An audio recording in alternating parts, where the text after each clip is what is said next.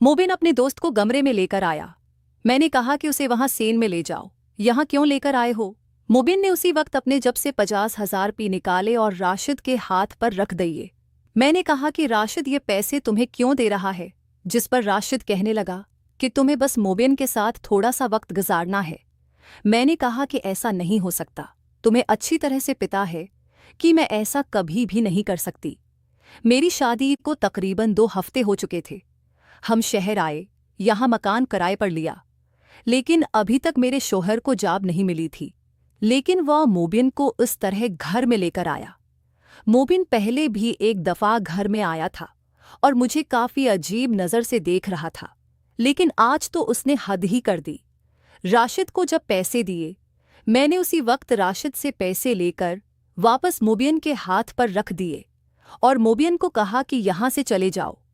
मोबियन वापस बाहर सेन में आ गया। राशिद मेरे पास बैठ गया और राशिद कहने लगा, मेरे पास बिल्कुल पैसे नहीं है, इस मकान का किराया भी देना है।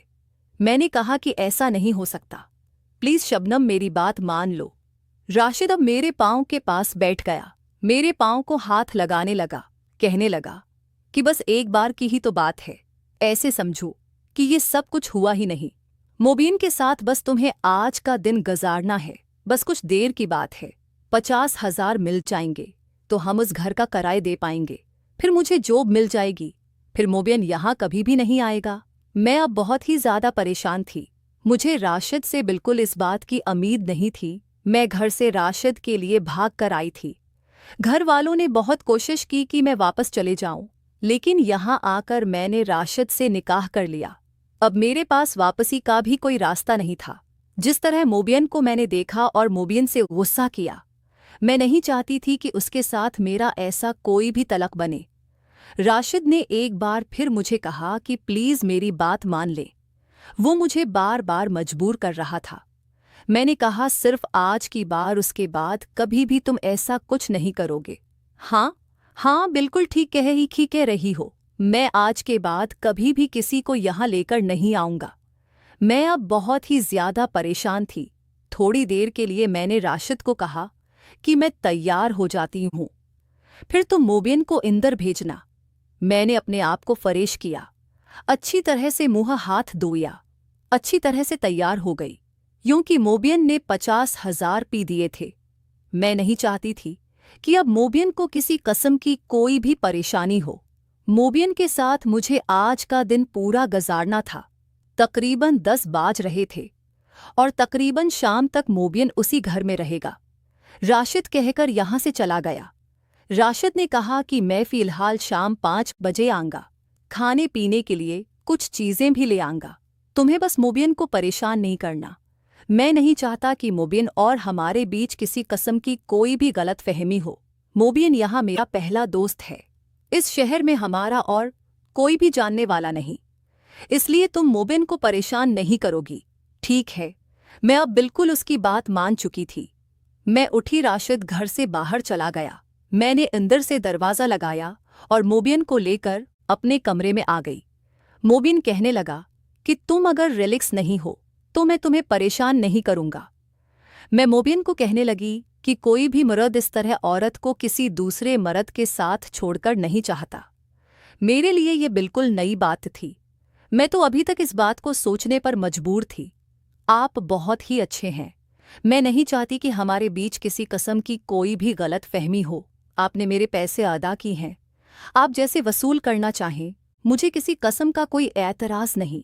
मैं चाहती हूँ कि आप यहाँ से खुश होकर जाएं। मोबियन बहुत ही प्यारा था, खूबसूरत था, मेरे शोहर से ज़्यादा खूबसूरत था। मैं मोबियन के साथ आज के दिन उसके साथ खेलने के लिए तैयार थी। मोबियन ने अपने हिस्से को मेरी तरफ बढ़ाया, मुझे कहा कि उसके साथ खेलो। मोबियन अपने जगह पर खड़ा था। मुझे जो कहना चाहता था मुझे समझ नहीं आई। उसके बाद मोबाइल फ़ोन निकालकर उसने मुझे वीडियो दिखाई। मैंने मोबियन को कहा कि ऐसा तो मैंने कभी भी कुछ नहीं किया। 2 हफ्ते हो चुके हैं। राशिद ने भी ऐसा मुझे कुछ नहीं कहा। तुम्हें अगर ऐसा अच्छा नहीं लगता तो ठीक है, मैं आपको मजबूर नहीं करता। नहीं नहीं, ऐसी बात नहीं है। अगर आपको अच्छा लगता है तो आपकी खुशी की खातिर मैं ये सब कुछ करने के लिए ही तैयार हूँ। थोड़ी देर के बाद मैं पाँव के पास बैठ गई और मैं खेलने लगी। मुझे काफ़ी अजीब ज़रूर लग रहा था। शुरू में तो मुझे काफ़ी अजीब लगा, लेकिन थोड़ी देर के बाद मुझे अच्छा लगने लगा। अब मैं और भी ज़्यादा अच्छा तरीके से खेल रही थी। मबीन को मैंने देखा और मबीन को कहा कि क्या आपको अच्छा लग रहा है? मबीन ने कहा, हाँ मुझे बहुत अच्छा लग रहा है, तुम बहुत अच्छा खेल रही हो। मुझे तो बहुत ही ज़्यादा तुम्हारे साथ सुकून और अच्छा खेल की समझ आ रही है।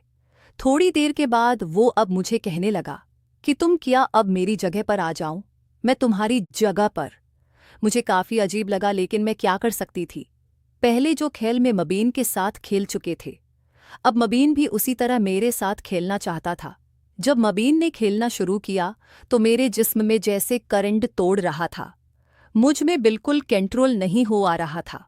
उसने जैसे ही मेरे हिस्से खेलना शुरू किया, मुझे काफ़ी अजीब लगा। अभी तक तो वो अपनी मंजिल तक आया ही नहीं था। जैसे मैं खेल रही थी, उसी तरह वो भी मेरे पाँव के पास बैठकर खेल रहा था। काफ़ी देर खेलता रहा। मेरी आंखें बंद होने लगी, जैसे मैं मदहोश हो जाऊंगी। मुझे खेल की अभी समझ आई थी। ऐसा खेल तो शायद राशिद कभी भी नहीं खेल पाया था।